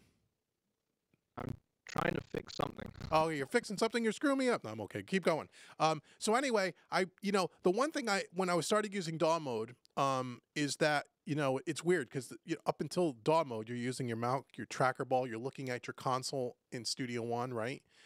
And you're looking up and you can see the track labels at the bottom, kick, snare, toms, overheads. And when you're looking down, even though you have the scribble strips at the top of the mixer, for me, they're not as easy to read. And I found that as I'm putting my hands on the faders, I'm constantly looking up at the console in Studio One and making sure I grab the right fader. And so I really wish the scribble strips were on the bottom. So they make this little thing called, there's this company called Mix Tags. I think Johnny Geib did a video on this once. They're little magnetic tags that go on the Studio Live. Where can I put them? I guess I can just do this. See that? So there's a little tag here. They're little magnets, and they're not very strong magnets, but they're strong enough. And what they do is they can sit right underneath your fader on your Studio Live. So like if I had, for example, kick is on track 1, snares on track 2, tom on track 3, I could put these little magnets right beneath the fader. So when I'm looking down at the board to grab the fader, I know what track I'm grabbing. I don't have to kind of look down and look up and look down and look up. You know what I mean? Because it's like a natural reflex to look down, look up, because you're so used to using a mouse and a keyboard. And now when you're back on real faders, and when you're looking at the screen and you can look down at the board and the scribble strips are up top, but they're kind of small. And for my old eyes, it's kind of hard to read sometimes, unless I'm kind of leaning really forward and really looking at them in an uncomfortable position for me. So I got these little tags, and you could go online. They're called, just go look Mix Tags. It's spelt weird. It's spelt MIXTAGZ. And they have all these little magnets, and they make blank ones where you can use a dry erase marker and write in them. They also make all these pre-printed ones, like here's one for delay. So all the delays and reverbs are purple tags. All the drums are light blue tags, and so you can color coordinate your tracks in Studio One along with the tags, and you just put them beneath the faders, and they're just little magnets, and they're not very strong magnets, so they're easily to be moved. And then when I'm going down to reach the fader, I make sure I grab the right track. That's the only thing that I found a little challenging for me. But other people, I'm sure, are fine with the scribble strips that are on the Studio Live. But I picked up these tags and I like them. And what's great is at the top of the Studio Live 32, where they have the little iPad holder, that's metal. So I just have a whole bunch of these things just stuck on there. And every session I can just grab my tracks and I can just, put them on my board. So it's like having a piece of tape with a scribble strip. It's just done with magnets. So yeah, so that's something, but that's not a knock against the mixer. It's just something makes it a little easier for me personally. But I like the Studio Live 32. I like it a lot. Can you hear me, Dave? I can hear you now. I hope my voice sounds okay. Yeah, you sound good. I've switched my interface to my audio box instead of my other one, which I use for screen capture. So it could be that that's causing issues. We'll find out. Awesome. You sound great right now. You wanted to answer. You wanted to say something about recording on the way in. Yeah, I was going to answer Say it that now. question. Okay, I was going to say that I record with a little bit of EQ, basically just a high pass filter and maybe a small mid range cut and a little bit of compression just to basically tame the peaks on the way in. Makes it a lot easier when you're mixing down the line. Yep, absolutely. Robert Earl Davis, hi Robert Earl Davis, says, Dave, do you have any Made Easy product that demonstrates how you use an Apollo Twin USB console with Studio One 3? No, I don't have a Made Easy product that demonstrates the Apollo specifically, or any interface specifically, except for the recording Studio One video that's using Studio One gear, not Universal Audio gear. So the answer to your question is no. I don't have a series that demonstrates that because I don't have an Apollo Twin, for one thing. But there may be people on YouTube that might have something. Let's see here. Donald Hill says, hey, David, are your monthly mix training videos pre-gain staged? Are my monthly training? No. Usually I'll do the gain staging as part of the training session. I know I do. I can't. I have 20 some odd products, so I can't remember each and every one. But I know when I do all my learning to mix stuff, someone had wrote. I don't know if it was you, Donald. Somebody had asked me in a learning to mix email about the gain staging, and that they felt like me, and Pete maybe skipped over that section. And I thought back and I responded and said, no, I know I do it. And I always make a point to say gain staging is not people make gain staging to be a lot more complicated than it really is. You know, Yeah. and I guess you can get complicated if you'd like. For me, it's really simple. In basic terms, I just want to make sure that all of my faders do kind of a static mix. The cumulative effect on the master fader doesn't exceed about a -10, -12. So that may mean that if my faders are at unity and I hit play and everything's blasting, well, the first thing I do is take all my faders and drag them down 6 dB and say, okay, what can I hear? Okay, the bass is way too quiet. I'll bump up the bass. And I just do a static mix. And there may be certain tracks where I have to do some clip gain or some things like that. But but the basic goal is to try to get the fader somewhere in the middle of the channel, in the middle of the throw. So you get the best resolution and you're not way down at the bottom or way down at the top. And again, it's not an absolute -10, -12. It's in that ballpark, and so gain staging for me, unless it's really poorly recorded, really poorly recorded, is literally a 10-minute exercise for me, especially in the learning to mix stuff, because we don't use tracks that are poorly recorded. We have tracks that have some recording issues, but the overall recording is usually pretty good, where it's not this big science project in gain staging. So I hope that answers your question, Don. Let's see. I see your voice sounds like it's chopping up again. So whatever you did, maybe didn't fix it, or maybe just did temporarily. Mr. 18 says, I get a lot of people with 2 tracks that need help on how to make it sound better. I pull the volume down, but it still sounds shitty. Okay, so you have 2 tracks and they want it to see. Well, it's hard to you're talking about a 2-track mix that's already done to make it sound better. Good luck. That's difficult. That's the mixing part, right? So if you get a lot of people just sends you, with a 2-track mix and saying make it sound better, you're limited to what you can do. Yep. Okay. Let's see. Steven said, yeah, and it was more. Okay, we answered his question. Great. Linda says, console fader versus mouse. I heard CLA, the mixer Chris Lord Algae, says a few years back that it doesn't matter.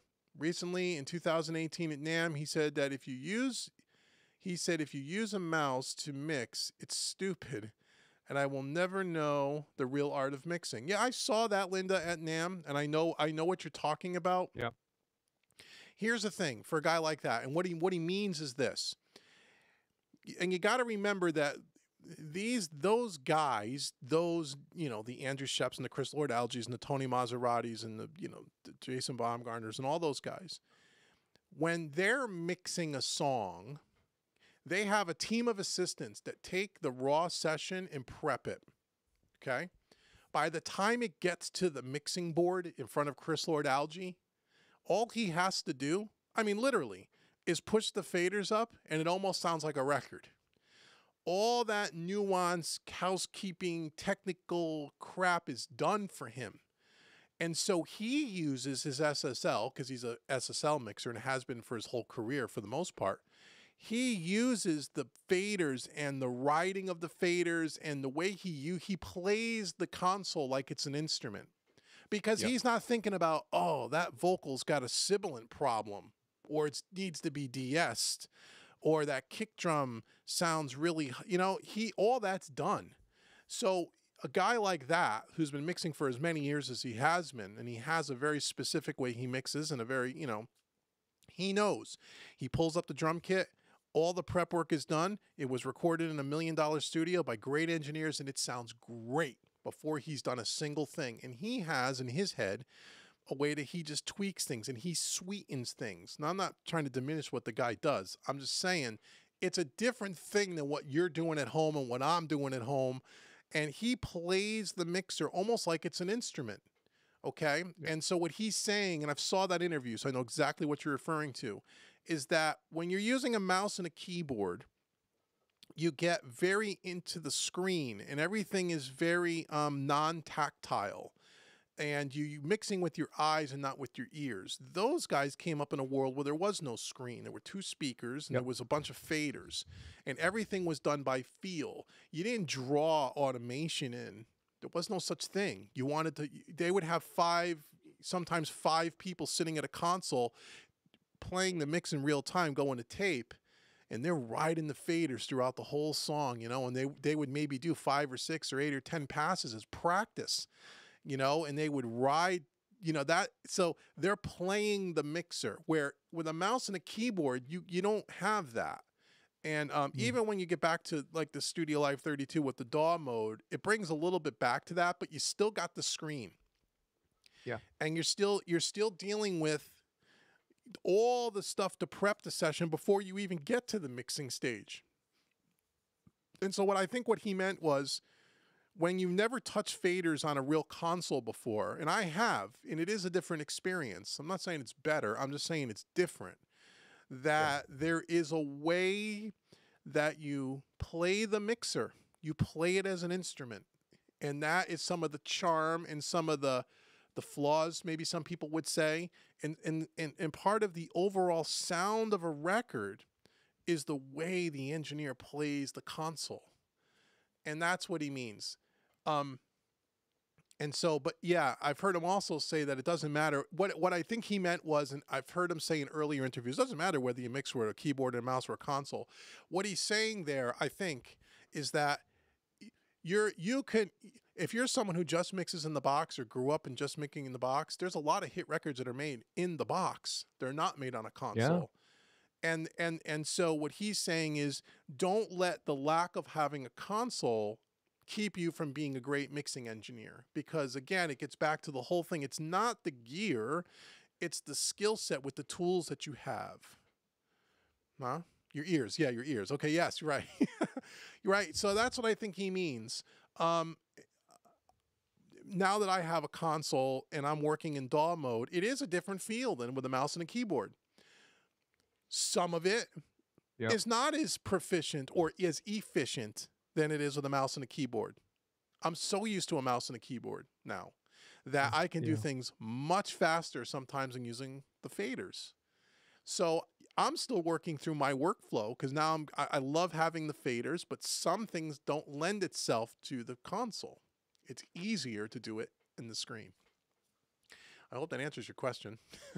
Probably and not. And that is so the issue we have being in the modern DAW world, is that, we have that. It's a stumbling block to have the screen, and it's a stumbling block to have that as, and it is just the way it is now, and yeah, you're absolutely right about CLA and the way he plays the SSL. It's like a Steinway to him. Yes, very and much so. he plays it like he's playing a Rachmaninoff piano concerto. And he also does, and I've heard him say before, like I said, his sessions are prepped. He doesn't listen to, he only, the first time, his mix is one or two passes, meaning the first time he hears that song on his consoles, the first time he's probably heard the song. Yes. I think he says, depending on the song, his assistants will play a little bit or piece if there's an issue. But for the most part, he doesn't want a preconceived notion of the song. He wants it. Again, I always go back to guitar because it's the only way I can relate things. It's almost like going into when you go and record a guitar solo on a song, and it's the first time you hear they improvise it. And a really good guitar player will go in there, and in two passes, he's got a solo. He does, that doesn't mean you shouldn't sit down and structure out solos, but I'm saying it's a different way of playing a guitar solo. They come in, they hear it once, give me the second time around, and whatever I feel is what's going on the record. That's kind of how he mixes in a lot of ways, where he hears the song for the first time, and he's doing what he feels. And I'm sure at this point of his career on an SSL, he doesn't even conscious of what he's doing. It's so muscle memory for him. He's been using the same console since the 80s and the same gear since the 80s. So I would imagine if you ever watched him mix a song in real time and he's sitting in the chair, there's no sitting down and thinking and trying. It's very automatic. It's very spontaneous for him. I got to think at this point of his career. And so I think that's what he means. Ronnie, I got your question. He said I missed them. So here you are. Ronnie, I got you. Hi, do you still use analog summing, and would you combine analog summing with the Waves NLS plugin, which is the non-linear summer? Yes.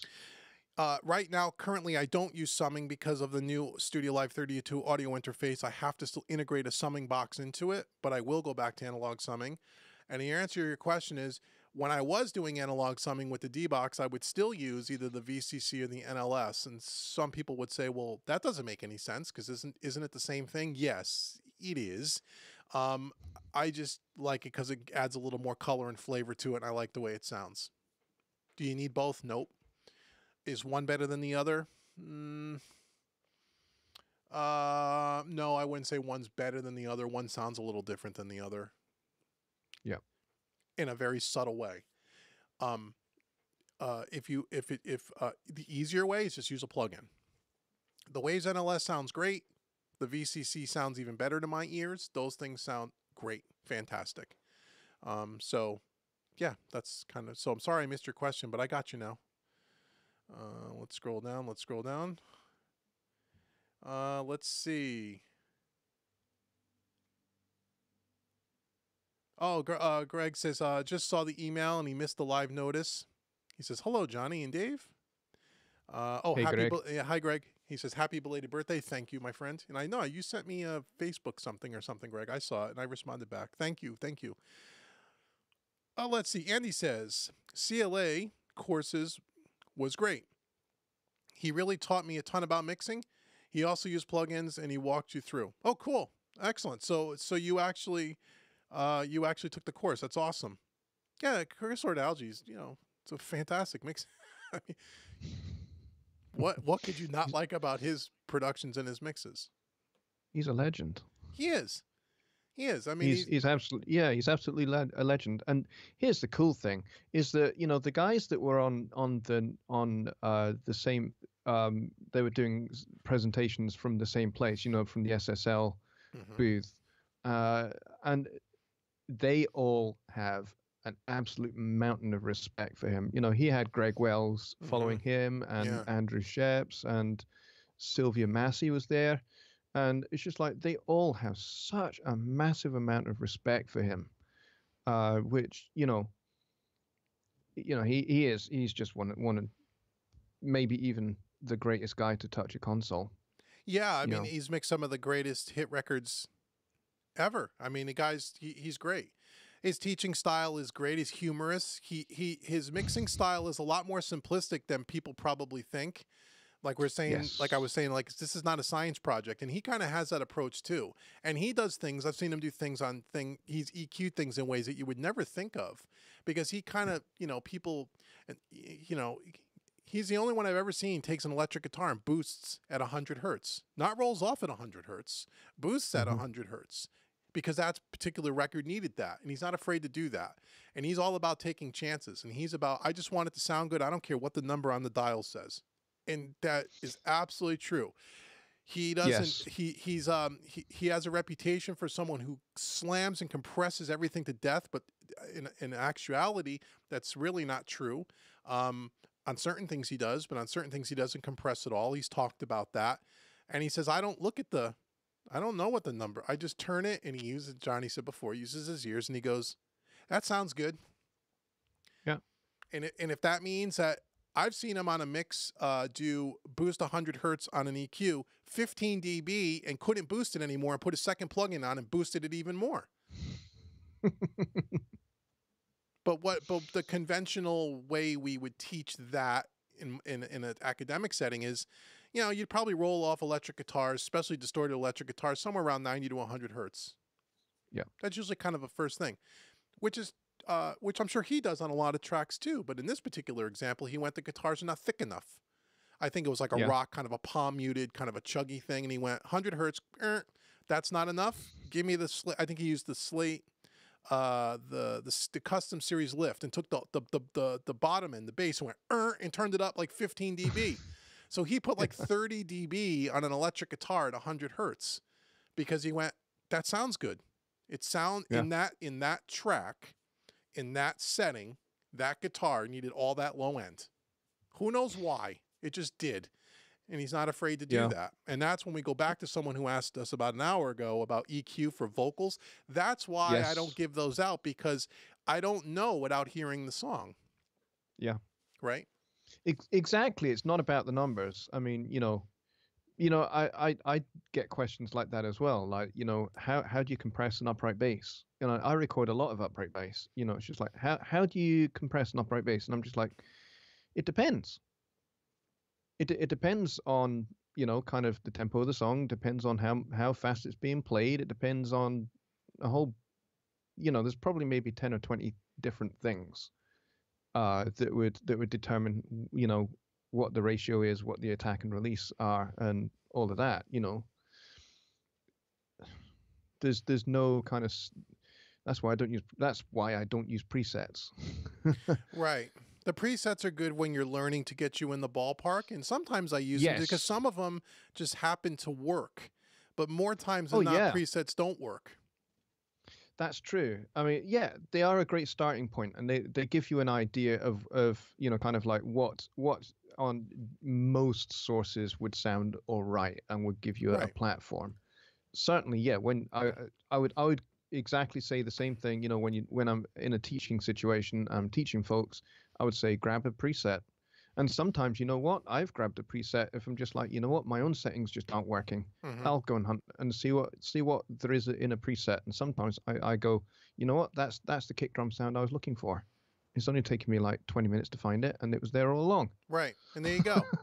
Right. You're using your ears. And again, you don't get too caught up in the numbers scheme of the EQ or the compressor.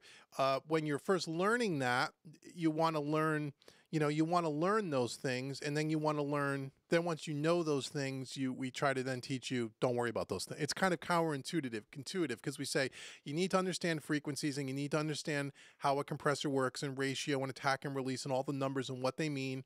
And more times than not, when we teach you, we show you those numbers, but you got to get to the point where the numbers don't matter and you hear what's going on, and then you twist the dial until you like what you hear. And sometimes that gets lost, even on us when I'm teaching it, because I'm assuming, because if you don't understand that foundation first, then I can never get you to the next point, right? Because you don't understand what you're doing, and you don't want to just go. Chris Lord-Alge is not haphazardly just turning dials. He knows what that stuff is doing. What I meant by he's turning it because he's been doing it for so long now. It's so second nature to him. But he is very much aware of, if I want a vocal to have more air, I need to go somewhere between 12 and 16 or 20. He knows that. But he doesn't think that and then twist the knob. He just goes, twist the knob, because he's done it 50 million times, But he understands. Don't think for a minute that he doesn't understand all that technical stuff, because he does. Oh, yeah. Yeah. He does. Let's see. A lot more questions. Yeah. You guys are great. Okay. So we got 46 people here. Woo-wee. Let's see. Let's scroll. Okay. John Seller Productions. Just joining the stream. Welcome. This Hey. is all being recorded. It'll be on YouTube later as well. But I had a long time question. When starting a mix with vocals, what level do you set them at to start building around them? When you mean what level, do you mean volume level? So you're starting with the vocal. Again, if that's what you mean, if that was the only track I was pushing up on the fader, and I don't know, if it's the only track there, again, if I already done my gain staging, kind of, sort of, like we talked about earlier, I push it up. I just don't want anything to clip. Negative 12 or so, just push it up till I can hear it loud enough in the room, and then I start tucking things underneath it. And I'm always watching the master fader, always. Yeah. As I'm building stuff, as I'm processing stuff, what's my master fader doing? And a lot of times I'll find, I'm starting to creep up to that -3, don't want to be there, pull the whole mix down, because now I got the relationship between all the instruments. Yes. Highlight all the faders, take them all down 3 dB. It's a constant, Yep. Bouncing around. Does that answer your question? It is a little bit of a tap dance. It is. Or a ballet dance, with your master fader. Yeah. You answered that, Spawn. I couldn't add to that. I was going to, but and now now we can hear you and you can't answer anything. Ronnie says, "Sorry, one more question." No problem, Ronnie. Would you put the NLS on the outputs of Studio One, going to the SPL mix stream? Don't know what that is. I'm assuming some kind of hardware. And use the NSL bus on the print track or just the individual channels. Well, the NLS has just like the VCC, it has an individual channel part of the plugin and it has a mix bus part of the plugin. I would typically set it up on the master out of Studio One because in my mix template I just would. Would I bring it back in on the print track? Not necessarily. I would say more than time. No, normally it would be on the individual tracks, the NLS, on the bus of the NLS. Okay, and I've got videos on my YouTube channel. Just search it out. I demo that whole plugin. And then I would run it out of Studio One into some kind of summer, cook it, and then bring it back in onto a 2-track just to give it a little more color. That's how I would do it, more times than not. He says, "Thank you for sharing your knowledge." Oh, you're very welcome. Andy wants to know, Johnny, what time is it there? It's late, right? It's 11:30. There you go. At night, yeah. Let's see. A question I could answer. Yay. Yeah, you got it. Andy says CLA clipped his master fader by like 20 dB. He ended up putting a trim plugin on it. Yeah, right. Did he? Did he just like jack everything up? Right. And then he probably went, oops, that's too much. And then he backed it down. I mean, that doesn't surprise me. Yeah, he's a great, I mean, he's, like you say, he's a legend. He's one of the best, if not the best. But there's guys like Andrew Sheps now. If you see videos with him, he only mixes in the box. Does not mix on a console anymore. He's 100% in the box, so he says. Now, he uses all his, he uses a lot of plugins, I'm sure, and he has some of his own signature plugins, which are really good. I have the new Andrew Sheps Omni channel strip. Oh, you do? I do have it. I haven't done a YouTube video for it yet because I've been busy with all the website stuff, but that's coming soon. And I did use that exclusively in this month's March Learning to Mix content.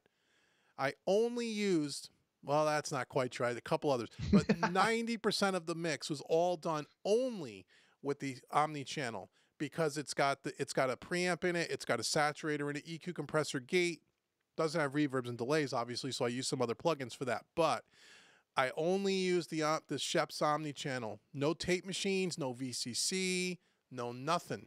Because I wanted to see what kind of mix we could do with just that. And I was kind of learning the plugin. I was doing it, and it was interesting. So, again, those are the kinds of things you're going to see at learningtomix.com that you're not going to see anywhere else, folks. So go check it out. That's what we do. That's what we teach there. I really try to teach you what, I don't show you something that's already been, painted really, and I got a nice bow on it, and I show you the after. You get to Yeah. see the before, you get to see all the struggles if there are any, and then you get to see the after. And trust me, if not every month, almost every month, there are a set of problems that are unique in every mix, and we go through it. And sometimes we have great results, and sometimes, But that's part of the learning. I show you the real deal. It's not, hey, here's what I did. So if you don't know learning to mix, go try it for free for 30 days. Go try it. You'll like it. Speaking of struggles, a certain soprano sax solo on a certain song. Mm-hmm. Does that bring back memories? Yes, it does. It does. But I figure I don't know what we had a problem. It wasn't a problem. It was something that was a problem with it. And I don't know what the hell I did to it, but every mix, there's always something that, you go, wow, that we got to fix that. And then coming up, by the way, and I won't do it because the sound will get all wild. I was going to put up Studio One, but we're in March. In April, we're doing a mix by Rick Nofke's band, Fat Hat. So Fat Hat recorded a live gig recently with a Studio Live 32 and all PreSonus equipment. And he gave me the entire set. So I have and it's all mostly cover tunes.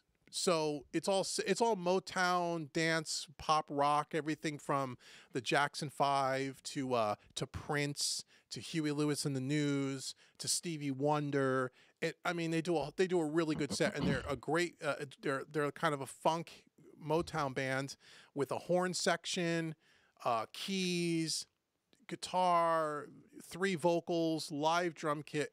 Anyway, we're doing one of those songs in April. We're doing I think the name of the song we're going to do is by Huey Lewis and the News, "The Power of Love." It was a big hit in the 80s. Yes. Right? And so it's a live recording. So that's going to be a lot of fun to mix because there's a whole lot of challenges that come around with a live recording. Whole lot of challenges.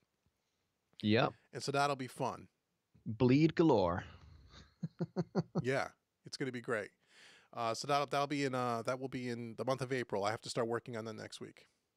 Let's see. Yes, Greg says great song. Yeah, I love when I heard that. I said, Pete, we're doing Huey Lewis in the News.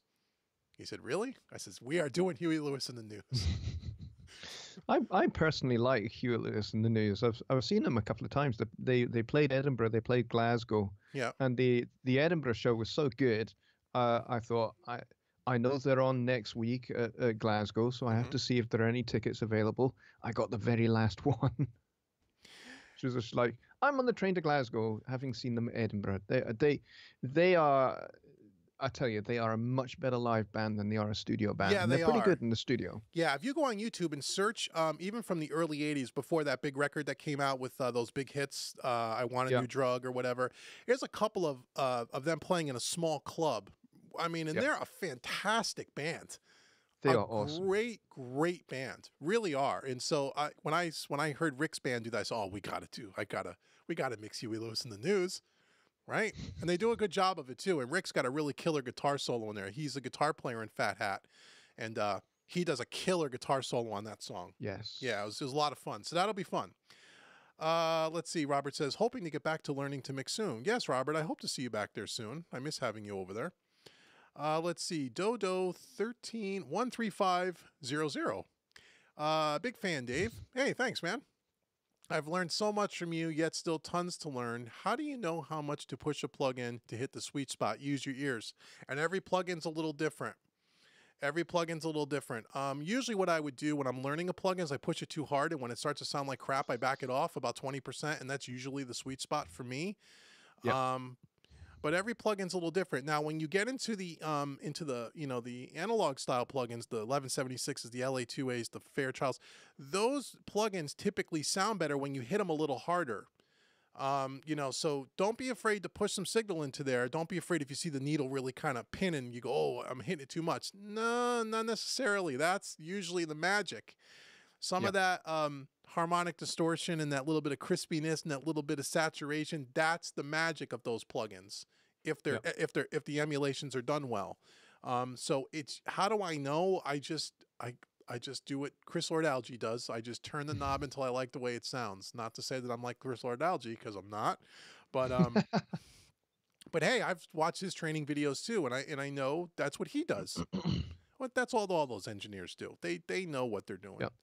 So that's kind of that would be my approach as well. Would be just to push it until it starts hurting it, and then dial it back, and you dial it back slowly until you hit that magic spot that your ears just go, yes. Yeah, or When you sometimes hitting it too hard is what you're looking for. Like if it's a, say it's a bass guitar and you want a little bit, it's a clean DI bass, and let's say you want a little bit of grit on it. Well, just push it hard till it distorts. I did that with my fretless bass on a funk track, Yeah, and because it sounds good. it yeah, I kind of just I didn't mean to turn it quite so much as I did, and I was just like, oh, good grief, that sounds epic. I'm doing that again. There you go. Andy says he just got asked to record and mix a new CD for a Grammy-nominated Kimberly Adair gospel group live CD. Wow, that's awesome, Andy. Good for you, man. That's great. That's awesome. I hope you're going to post. Yeah. Well, maybe they may not let you. Hopefully, you could post a mix or something for us and let us when you finish the product. I'd love to hear it. Ian says, "Hey, fellas. Hey, Ian, what's going on? Thinking and saving for up for a Studio Live 24. Good idea. It's a great mixer." Greg says, I would love to see them in a small club back in the day. Oh, you're talking about Huey Lewis in the News. Yeah, go on YouTube and search Huey Lewis Live 1984-86. They're great. I forgot how good they were until I went and looked. Let's see. Fan Omas. Hey, from Russia. Hey, over in Russia. Just finished reading Mixing with Your Mind by Michael Paul Stravo? I can't pronounce that. And he says mixing, you should be doing it at a low volume level. Do you agree with this? P.S. Sorry for my English. No, your English is fantastic. Yes, I've talked about that a lot. I mix at low volumes as well. And I've done some videos on that. We've talked about that.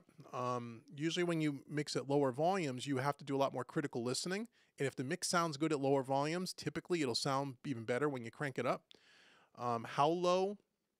Usually low enough so if you and I were sitting next to each other in front of the speakers, we could have a conversation and we wouldn't have to scream over each other.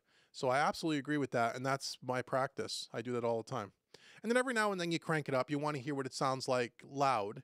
But when you mix it low volumes too, it also, keeps your ears from fatiguing, especially when you're mixing with headphones, if you happen to do that, right? Because you got the speakers right on your ears.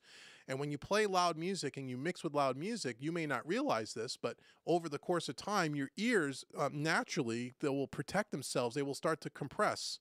And so what happens is you start losing a lot of high end. And if you ever mixed at loud volume levels and you got the thing banging and the next day you come back and you listen to it for the first time and it sounds like someone took the high end and cranked it all the way up, that's typically what happens because you're listening to loud music for a long period of time.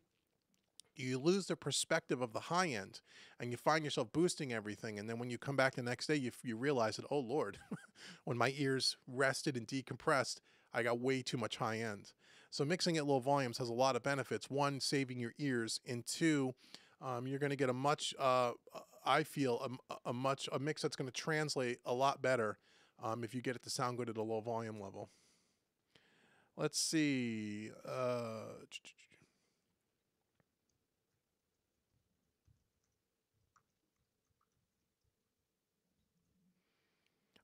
Jack Butterworth is from Victoria Palace Theatre in London. Cool. Nice. Tom's Guitars. Hey guys, question about the project page. Since there is no record button, how do you print your outboard gears processors when mastering in the project page? I don't know. I don't do that, so I don't know. So you're saying you're running, okay. So you're in the mastering page and you want to send your mix out, cook it with some hardware and then bring it back in. And and there's no way to record it back into Studio One. I see what you're saying. Yeah, you can't do it that way. You have to do that you have to do that. Right, John? You can't record back into the project page. No. So you're either going to go to tape, like real tape, or you got to do that process at mixing and then don't do that summing or cooking at the mastering stage, because I don't know how you bring it back into Studio One and print it. That's a very good question. No one's ever asked me that before, and I don't think you can do it. I don't know, but maybe pipeline might work in the mastering in the project page. I've not tried it, but it might, and you might be able to use pipeline to do that. Ah, pipeline. That would be the way to do it, right? Yeah, That's the that would be the way to do it. Tom's Guitars, that'd be the way to do it. Pipeline is just a way to integrate the hardware as like a plugin. And so you should be able to, whatever your hardware is, you should be able to put that as, you should be able to, yeah, that's how you would do it. That's how you would do it. Use pipeline. I don't use pipeline, but that is what that plugin is made for. So that's what you do. And Johnny, I know you got a live stream in about 15 minutes, so we're at an hour and 45 minutes, and I probably got 15 or 16 inches of snow sitting outside, which I'm not looking forward to clearing. So we still have 40 people here, and I just want to say thanks everyone for joining us. Sorry for our audio was a little shoddy. We got to fix that. We'll figure that out.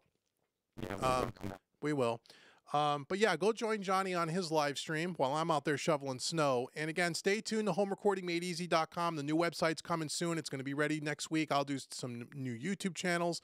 Once I launch the website too, I'll probably come back on and walk you through it in a live stream. It's not going to be complicated. It's just going to look a little different and show you the new store and the way you can purchase products and create an account and all that fun stuff. So stay tuned for that. And also, again, go check out learningtomix.com. We've been talking about it a lot. It's a lot of cool stuff. Everybody in the chat that's a part of it, you know what I'm talking about. It's fun, fun, fun. So that's really cool. And so that's it, man. Thanks so much, guys. And we'll be back together soon. And Johnny, have a good live stream yourself, my friend. And hopefully your audio will be better.